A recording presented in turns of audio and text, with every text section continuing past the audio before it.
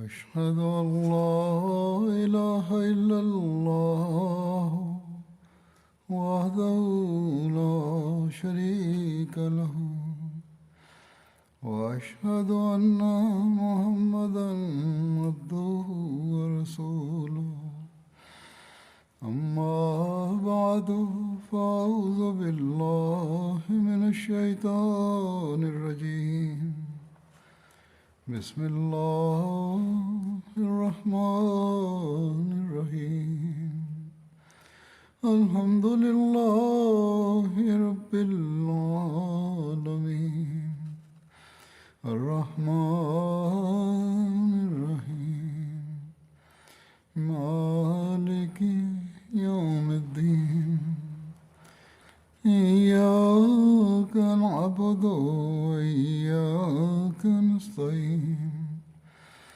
اهدنا الصراط المستقيم صراط الذين أنعمت عليهم غير المغضوب عليهم ولا الضالين. За Абу Бакр Садик разияллаху та'ала анху, за неговото време и бунтовници, които бяха срещу тях, които беше война, за това разказах за тази тема, за Халид бин Валид към мястото на Мута срещу Малик бин Нуайра, който отиде. Така разказват. Мута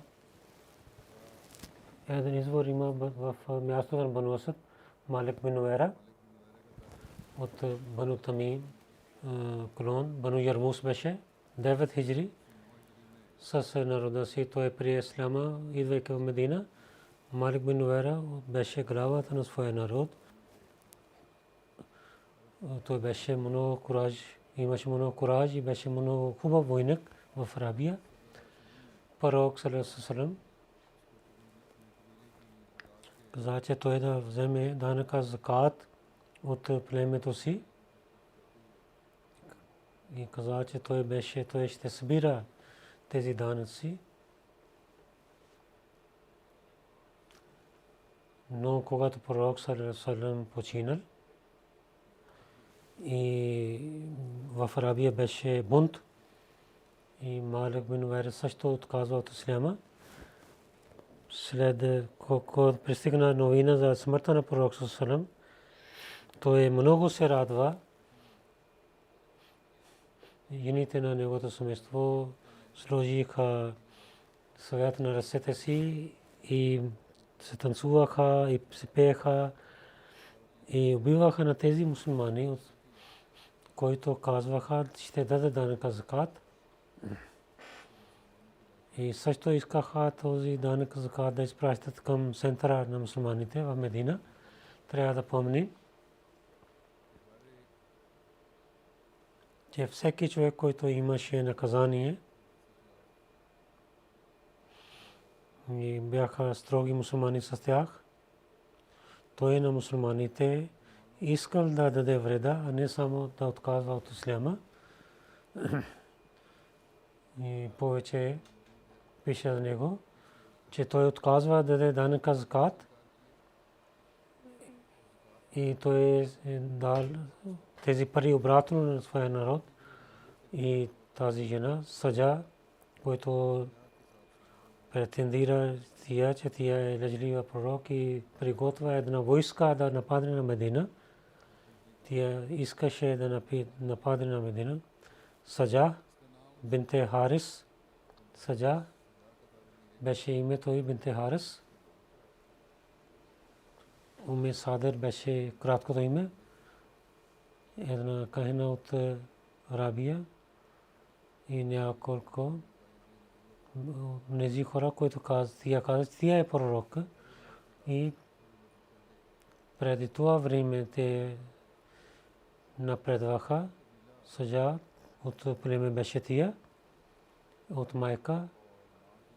Племе Бану Таглаб, тия беше от майката си, които повече бяха християни. Саджа самия беше християнка и за свое племе тя знаеше за християнството. Тя дойде от Ирак със своите хора и искаше да нападне на Медина. Напада на Медина. Някои историци пишат, сега от ираните дойде в Арабия, че то ираните, които нямаха сила, сега да имат сила чрез нея. Сега, имайки тези неща, тя влиза в Арабия. Това беше от природа, че най-първо на своя тия пристигна своя народ Бану Тайма. Една група беше готов да даде данъка закат и да почине на халифа, но другата група отказваше. Беше трета група, която не знаеше какво да върши.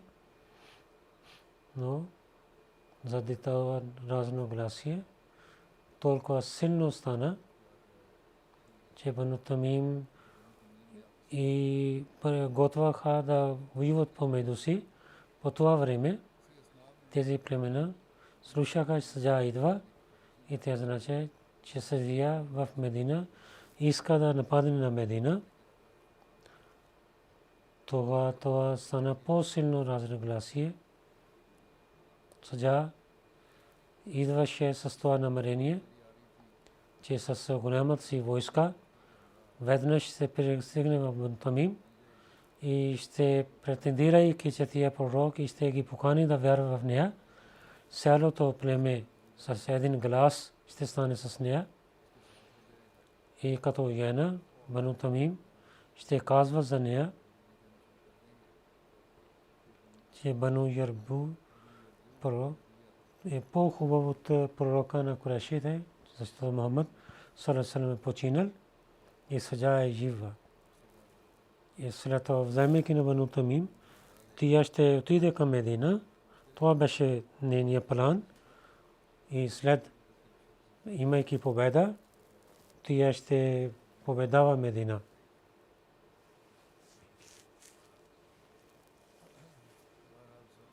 Саджа и Малик бин Увайра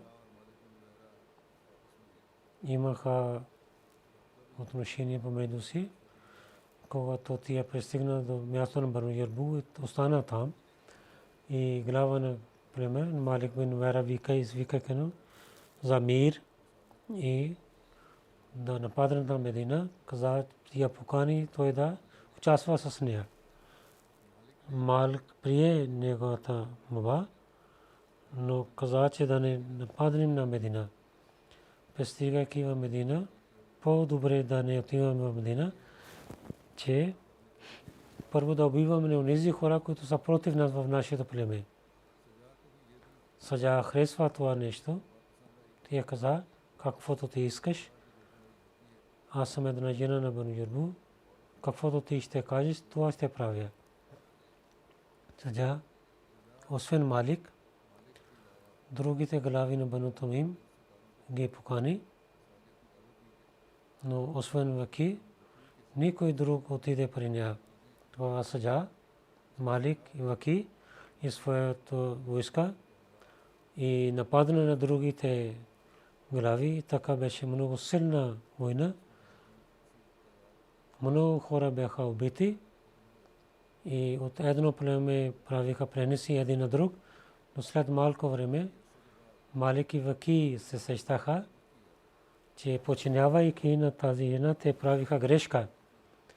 Те правиха мир с другите глави и се върнаха пленниците на своите хора. Така в племето Тамим имаше мир. Тук Саджа, когато гледа, че тия няма успеха, селта не е избъдната, тогава тия от Бану Тамим излиза и към Медина излиза. Пристигайки място на Риба с Ос бин Хузема, тия има срещу, където Саджа има сражение и Ос бин Хузема и че така да освободи на нея, че тя няма да отиде към Медина. След това всичко Ели Джизра, войските се срещнаха на друго място. Те казаха на Саджа, че какъв заповед имаме от вас. Малик бин Ваки има мир със своя народ. Той не е готов да даде помощ и нито съгласен, че ние да преминаваме неговата земя. И ние имаме договор с тези хора и към Медина не може да отиваме. Сега какво да вършим? Саджа отговорила, че ние няма да отиваме към Медина, че няма притеснение. Отивайте в имама. Хората на имама са по-силни от нас. И мусулман повече сила има. В една традиция пише, кога главите на нейна войска питаха какво да вършат в бъдещето, тя отговорила, алейкум бил имама.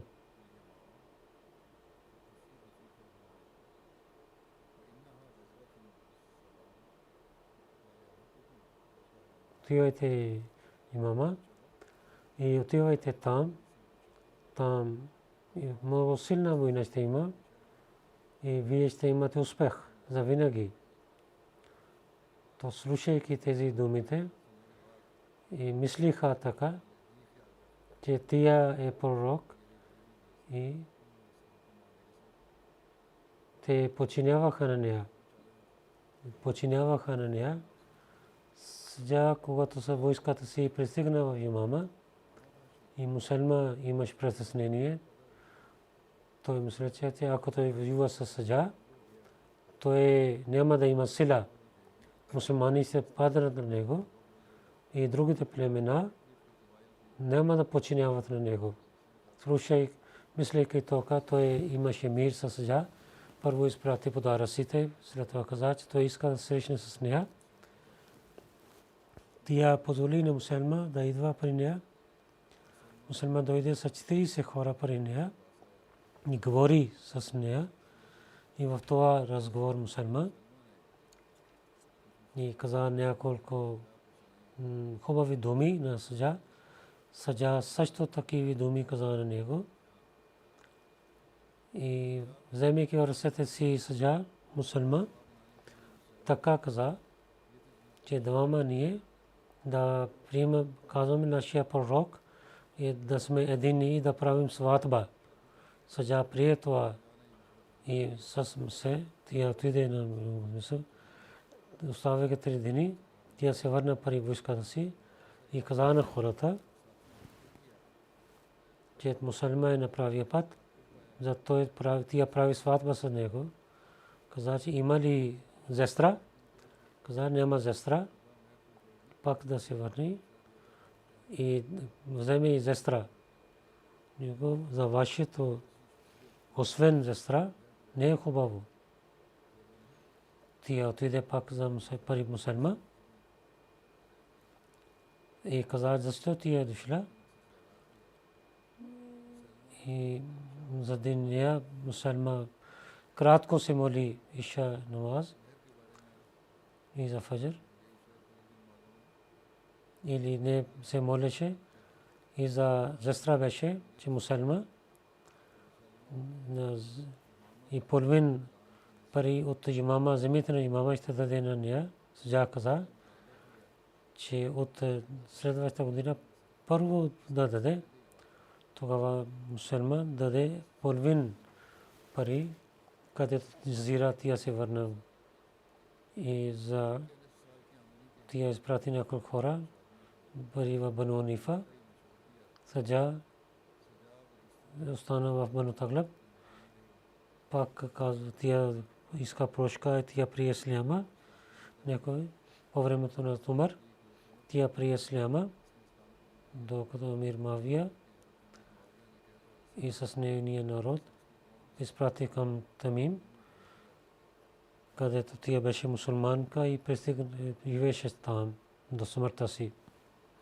Аз Абу Бакър, когато дал заповед за Хатим бин Валид срещу Тулайха Азим, свършейки война, да отиде към Малик бин Уайра, който беше в мястото на Мута.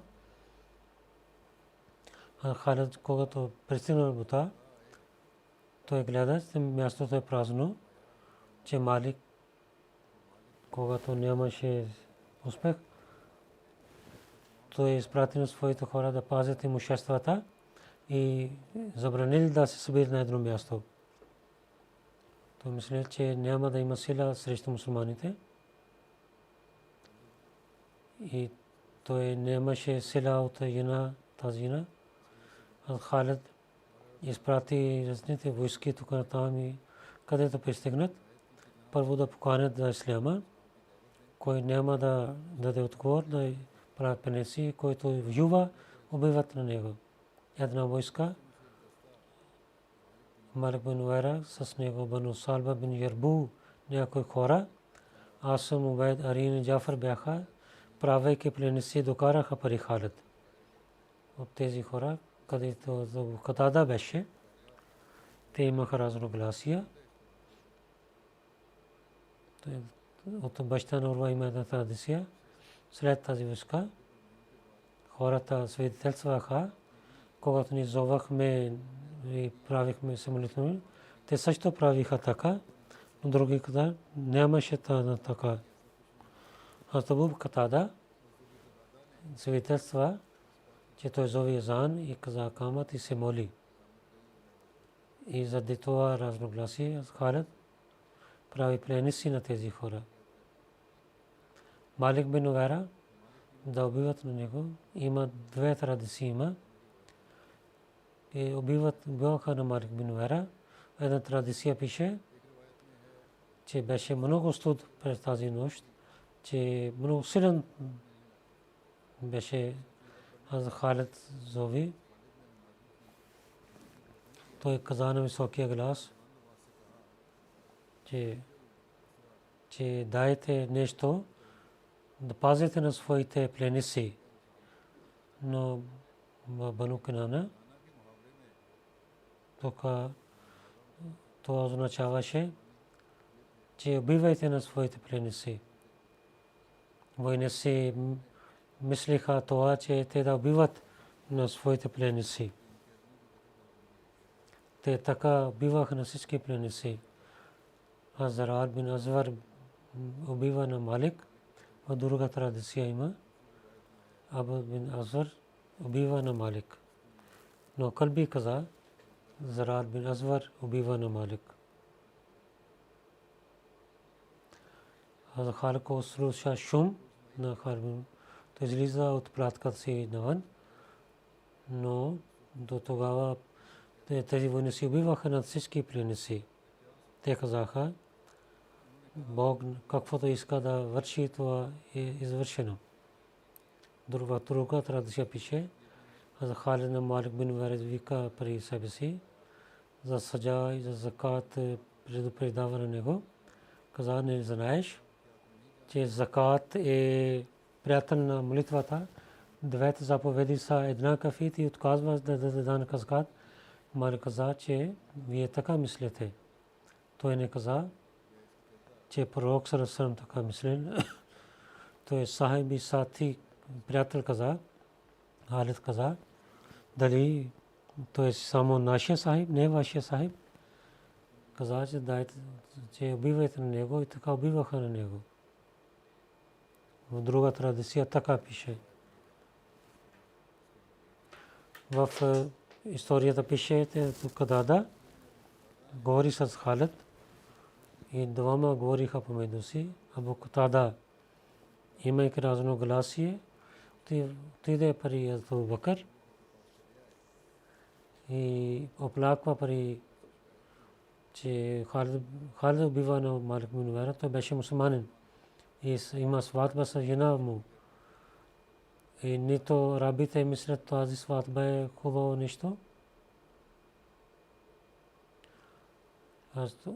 Умар също съгласи с Абу Катада, Абу Бакър. И много се радва на Катада, че Багар, защото е изоставил войската и дойде в Медина и заповядва на него, че той да се върне пари от Халид. Хазрат Катада се върна пари от Халид. Тахир Табри така пише. Хазрат Умар каза на Хазрат Абу Бакр, че Халид убива на един мусулман. Ако така не е правилно, че той да стане пленник, че той е убивал. Хазрат Умар много говори за тази тема. Хазрат Абу Бакр за своите офицери, той не правеше пленник, затова каза, че Умар, че се мълчай. Халид бин Валид не е решил правилно, не казва и нищо за него. Хазрат Абу Бакр и дал пари на кръвта на Малик. Хазрат Абу Бакр извика на Халид с писмото и той разказа цялата случка и искал прошка. Аз прие неговата, Абу Бакр прие неговата прошка. Халид така дойде в Медина, че Халид от тази войска дойде в Медина и в джамията Нави влиза. Когато дойде в джамията, Умар каза, ти си убил на един мусулманин и взе неговата жена и аз ще убивам на теб. Аз Халид не отговори нищо. Той знае, че Абу Бакр така мислил. Той отиде при Абу Бакр, каза цялата случка и искал прошка. Тогава Абу Бакр прие неговата прошка. Вземайки неговото съгласие, той дойде. Хазрат Умар седна в джамията. Халид каза, о Уми Шамла, синът на Уми Шамла, ела при мен, какво казваш? Той каза, че Абу Бакр се радва от него. И така той говори. Аз мълчаливи отиде в дома си и не говори с Халид. В друга традиция, брат на Малик, Мутамим бин Уайра, дойде при Абу Бакр и да вземе касас отмъщение на своя брат. Каза, че пренеси ни свободите. Абу Бакр за свобода на пренесите прие неговата молба и пише заповед и дал пари за Малик. Хазрат Умар за Халид бин каза на Абу Бакр, че вземете неговата работа обратно от него, задължение. Абу Бакр за Умар няма да стане така. Тази сабия, на който Бог извади за неверниците, пак няма да сложа в обратно. Когато Абу Бакр дал парите бият в Шария, то беше справедливостта. Нямаше нужда за повече работа. Затова Абу Бакр каза, сега свърши, затворете тази тема. Хаша Абу Азиз Делви, Малик бин Уайра, който има събитие, който има за неговото убиване обвинение, давайки отговор, той пише Тофа Исна Шария, неговата книга, там пише, че случката, която беше,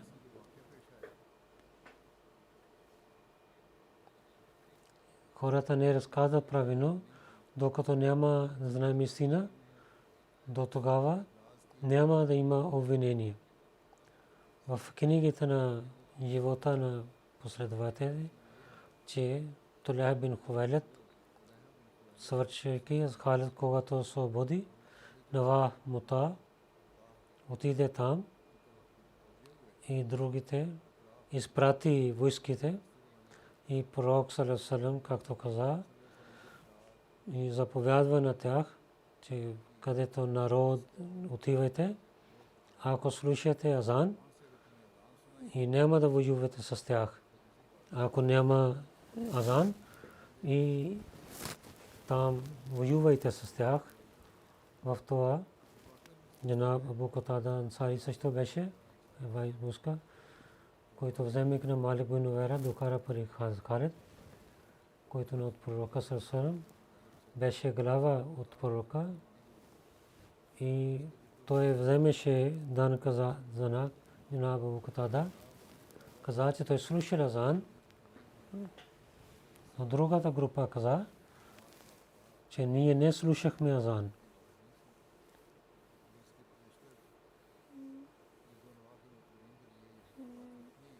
Знаеха истината, че пророк саллаллаху алейхи ва саллям, слушайки новина, Малик бин Увара и неговото семейство много се радваха. И жените имаха и много се радваха и се радваха на този проблем на мусулманите. Повечето стана.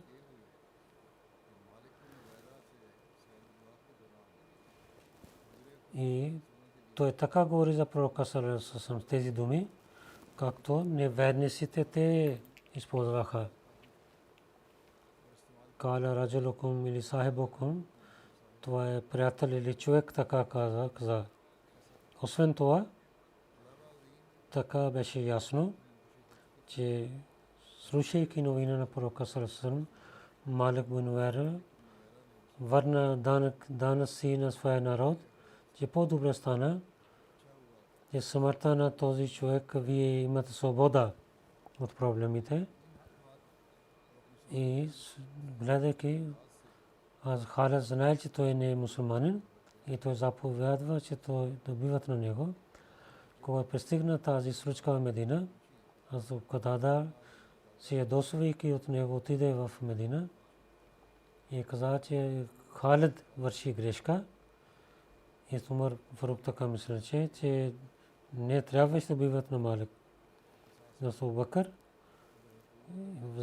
извикайки на Халид, цялата случая и когато цялата истина дойде на яве, той прощавайки на него, не дал наказание на него и неговото място остана при него.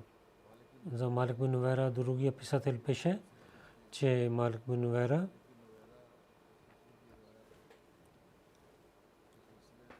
че много разногласия има за това събитие на Малик бин Увара. Тези традиции има много разногласия. Дали убиваха за него невинно или трябваше да убиват на него.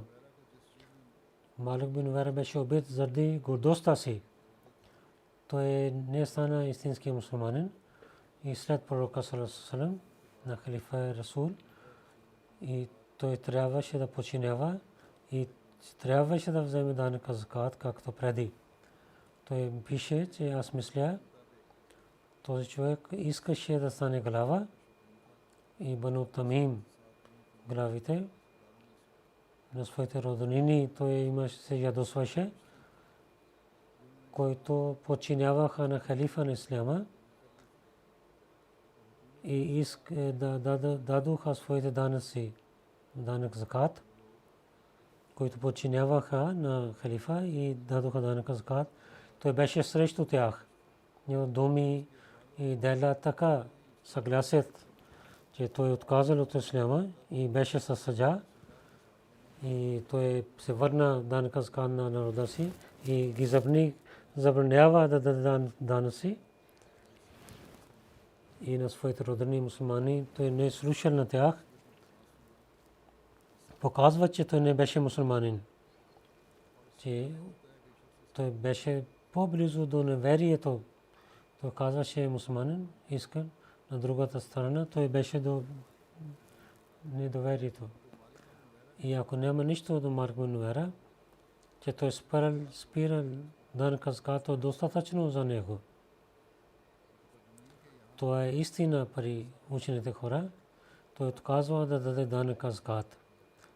Книга на Абдул Абдусрав, Табкатул Фукул, Шохра, там пише, че той е всички са един глас казват, че Халид говори с Малик, но Малик, че се моля, но няма данъка закат. И в Шара Муслим имам Нави каза за тази случка, че бяха тези хора също, които дадоха данъка закат, но техните глави спираха. Някои хора искаха да дадат данъка закат с молитвите, но главите спираха на тях и забраниха на тях, като хората на Ярмук. Те събраха данъка закат, искаха да изпратят на Абу Бакър, но Малик бин Увайра спира на тях и пак раздава това пари народа. Абу Бакър знае за Малик бин Увайра и това резултат излиза, че Халид бин Валид, че той той е свободен от убиването на Малик бин Увайра. И Абу Бакър знаеше истината, защото той беше халиф и всичките новини пристигнаха до него. И неговата вяра по-силна беше от другите. С Халид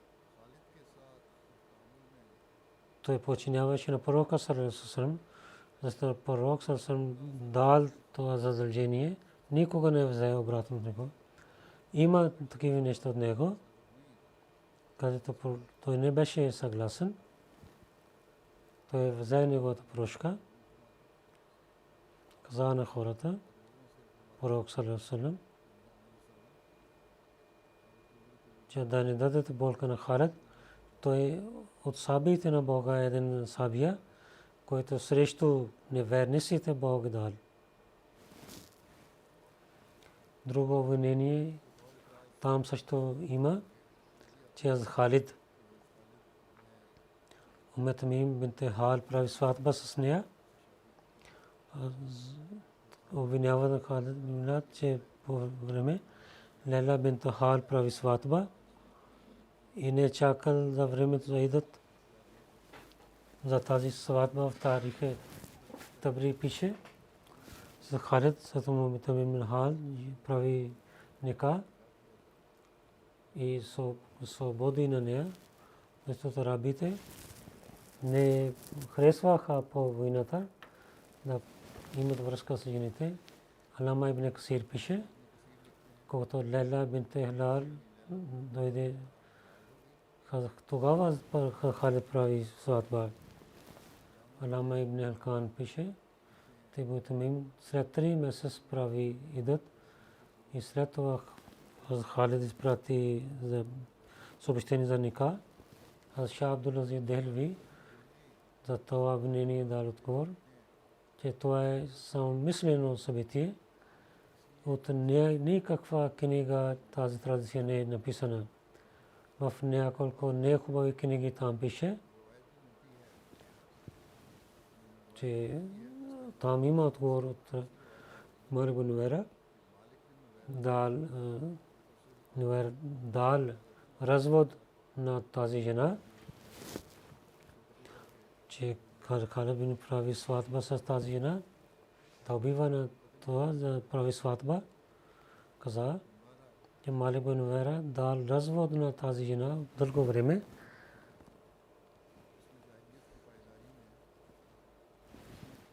И така той остави на нея при себе си.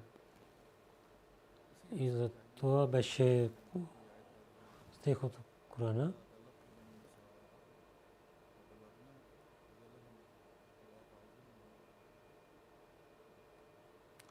Когато дадете развод и времето свърши, да не ги спирате. Затова свърши времето за развод и сега тя беше свободна да прави сватба. За сватба на Халид другия писател пише, Тамим, Лейла бинт Санан бинт Хал, тя беше жена на Малик бин Увайра. Сватба за Халид много има разногласия, много хора говориха за това. Накратко някои хора обвиняваха на Халид, че той харесваше на Тамим и затова нямаше търпение, когато тя стана пленника, прави сватба. Че наузбилла тази не е сватба, това беше жена прелюбодействие. Но това е лъжа срещу Халид, няма истина. И няма нищо пише, никой не свидетелства за това, за тези традиции или сурсите. Илама върди, че Халид на Малик бин Нувайра така убива, че той спира да не закат. Затова беше този заповед за него и неговото и за мутадин и заповед, когато те имат да пленници, да не ги убиват. Имам Сархаси каза това. Когато ме Табиб като пленника дойде, Халид взе нея за себе си, когато беше свободна, тогава прави сватба. И Шейх Ахмед Шакър каза, повече пише, че Халид с Тамим и нейния син, като Емин беше, тия беше пленника. И за тези жени няма време, ако тия е бременна, до раждането дете тия не е свободна, ако не е бременна, тогава тия ще малко време свободна. Това е позволено. Не трябва да обвиняваме, но срещу Халид и враговете те мислиха това и те не съгласиха с това, че Малик бин Нувайра беше мусулманин и заради жената Халид убива на него. И така и обвиняват на Халид заради тази сватба. Той е срещу тези традиции на арабите стана. И Каат каза, че Халид, убивайки на Малик бин Нувайра, прави сватба в войската, полето на войната прави сватба, който преди исляма е срещу традиции на арабите и за традицията на шария и на исляма е против. Каат няма истина. При арабите така ставаше, че във войниците след победа те правиха сватби и те се гордееха за това. Доктор Али Мухаммад Салаби пише за това. Тази случка, ако от шарията гледаме, Халид прави правилно нещо и той взе това от шарията и той от който беше по-велик от Халид. Той също прави така. Обвиняват на Халид, че той прави сватба във войската. Това е пророк саллаллаху алейхи ва саллям. Войната Курайши с Джавария бинте Харис прави сватба. И това стана много благословие тази сватба. И 100 хора от семейството бяха свободни, защото те станаха роднини на пророка. И тази сватба също стана. И баща Хазрат бин Зарар стана мусулманин. И така и пророк саллаллаху алейхи ва саллям след Хайбар война, Сафия бинте Хуй бин Ахтаб прави сватба с нея. И когато пророк саллаллаху алейхи ва саллям има традиция и пример, тогава защо да обвинява на Халид бин Валид, безмислейки да обвиняват? Това разказва за това, че някои неграмотни хора така имат въпроси за Абу Бакър, обвиняват Абу Бакър. Те Умар беше на правилно път за това. И Абу Бакър наузбилля мин залик не прави справедливостта и съгласи с Халид бин Валид. Но тези всички неща, когато гледах, аз Абу Бакър, който реши, правилно реши и каза, че Халид свободен от тези обвинения.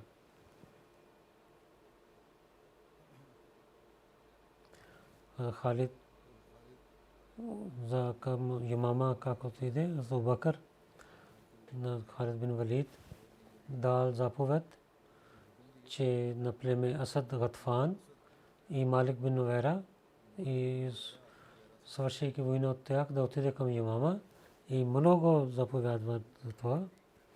Шарик бин Абда Зари каза, аз бях от тези хора, които бяха войната Гузаха, пари Абу Бакър дойдох. Той изпрати на мен към Халид с мен. Беше едно писмо, където пишеше Аммабад че това собственик докара това писмо, където победа за войната Хузафа пише. Аз съм Готфан, както ти отнасил, това пише. И ти пише, към Ямама ти отиваш. Аз завещавам тем, че Бог, който е един, имайки страх от него, и тези мусулмани, които са да си мек с тях, като баща да отнасяш с тях, о Халид, предупреждавам те, Бани Мугайра, да пазиш гордостта им. Аз не съм съгласен с тях за теб, на който аз не отказвам никога. Когато отиваш срещу Бану Ханифа, много да мислиш Бану Ханифа и ти нямаш такива врагове, те всички са против теб. И те са именно широко място, когато пристигнеш там и да самия да правиш глава и надясно, наляво на един човека и да прави глава на големите последователи, които са те, и взе съвет от тях и разбира тяхното място, с когато врагове излизат, ти нападай на тях и стрели на тях с стрелека срещу стрела, копия срещу стрела, сабия срещу сабия и да убивай на тях, те да имат страх и подчинявай на мен и Бог да е с теб. Когато пристигна това писмо, Халид чел това писмо, каза, ние слушахме и ние ще подчиняваме съвършено Халид на мусулманите, приготви на мусулманите със себе си и Бану Ханифа, Мусельма, където Мусельма каза беше, той излиза за воюва с него. На ансарите Кайса бин Шамас беше глава от Муртадин и той наказваше на тях и така Абу Бакър да пази на Халид и голяма войска с хубаво оръжие изпрати, че отзад да не падна никой на Халид. Много минава от племената и той докара пак воювах с тях към исляма и сега имаше война. Той воюва с тях, убива на тях и наказва на тези. И така той нападна на имама. За битката имама, иншалла, следващия път ще разказвам, иншалла.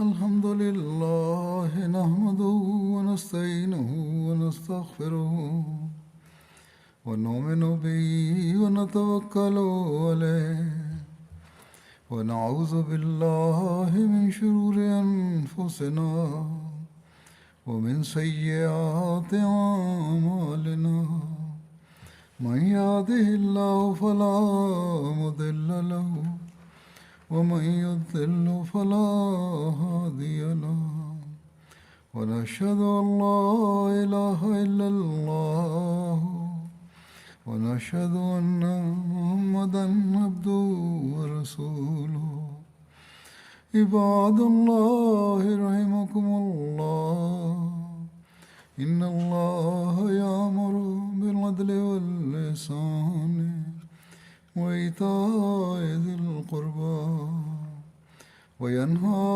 عن الفحشاء والمنكر والبغي يعظكم لعلكم تذكرون اذكروا الله يذكركم وادعوه يستجب لكم ولذكر الله أكبر.